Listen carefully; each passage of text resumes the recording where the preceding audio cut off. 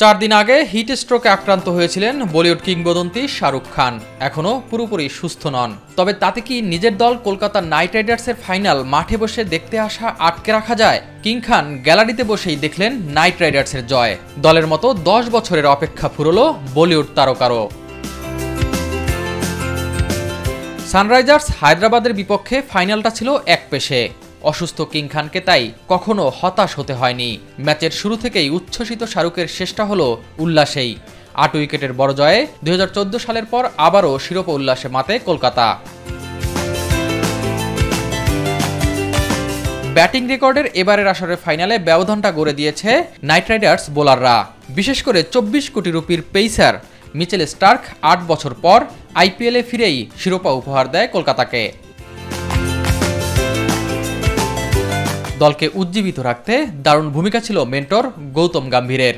Match শেষে গম্ভীরের কপালে শাহরুখের চুমোই তার প্রমাণ।